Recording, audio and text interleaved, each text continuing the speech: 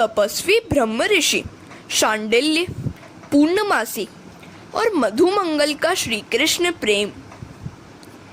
इन व्रज बालकों में से एक था ऋषि शांडिल्य का पुत्र मधुमंगल। उससे कन्हैया ने कहा, तू हमारे घर का तो खाता रहता है, किंतु अपने घर का तो हमें कभी खिलाता ही नहीं है। पवित्र ब्राह्मणों के घर का भोजन खाने से बुद्धि पवित्र होती है। इसी कारण से कन्हैया ने मधुमंगल के घर का भोजन खाना चाहा।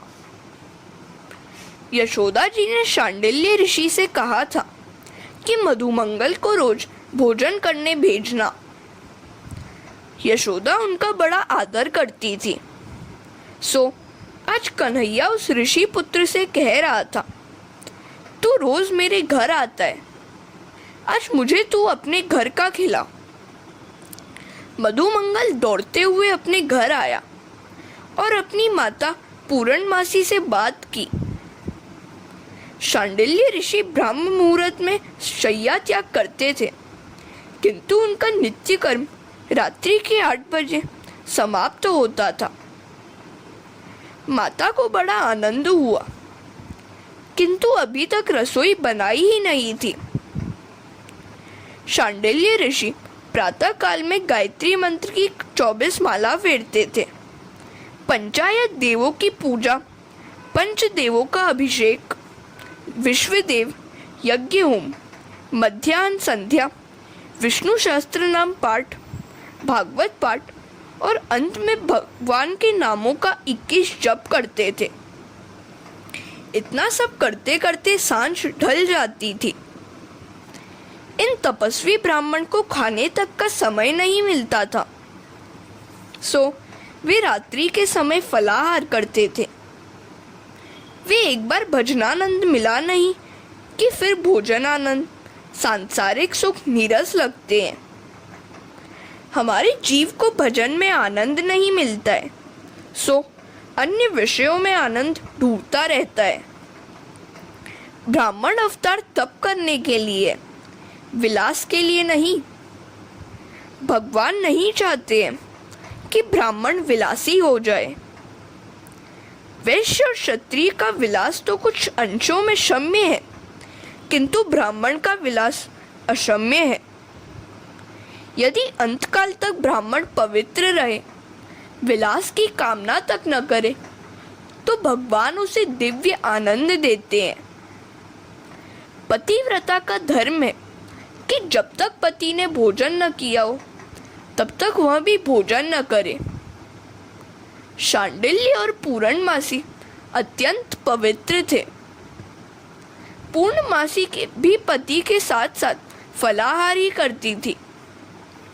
उनका एकमात्र पुत्र मधुमंगल तो यशोदा के घर भोजन कर लेता, अतः पूर्णमासी कभी रसोई बनाती ही नहीं। यदि स्त्री अपने पति के प्रति ईश्वरत्व का अनुभव नहीं करती है, ईश्वर का भाव नहीं रखती है, तो उसे पत्थर की मूर्ति में से कभी भगवान नहीं मिलेंगे। जीवन की आवश्यकताओं के घटते बढ़ने के साथ पाप पुण्य घटते बढ़ते रहते हैं। चाहिए का तो कभी अंत ही नहीं है। सो अपनी आदत और जरूरत कम करते रहो।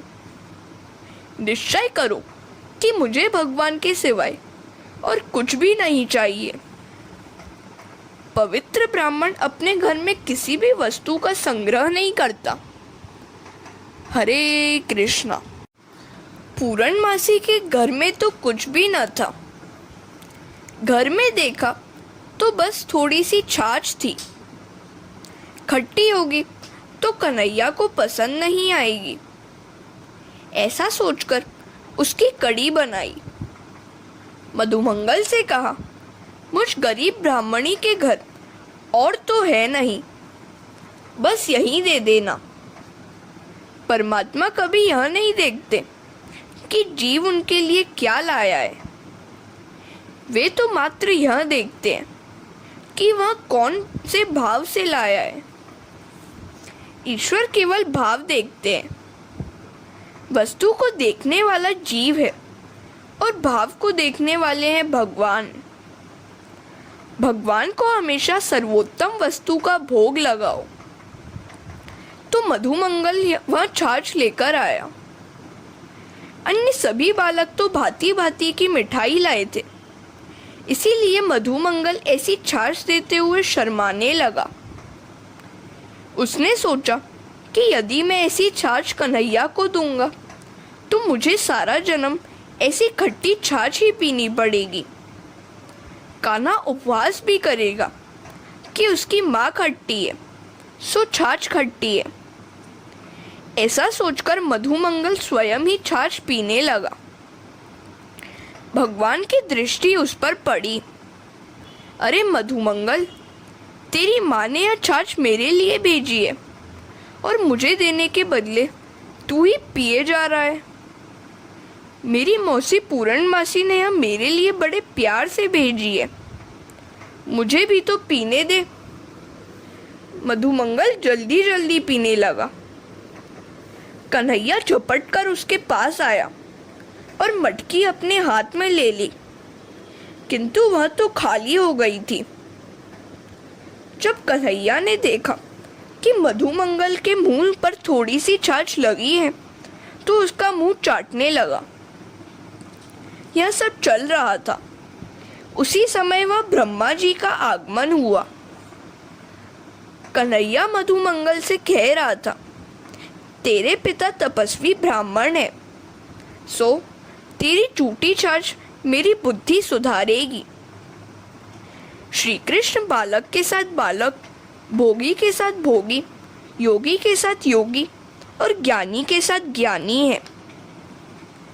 बालक ब्रह्म ज्ञान की बातें समझ नहीं सकते हैं, अतः वे उनका मन खाने पीने की बातों, माखन चोरी आदि से हटते हैं।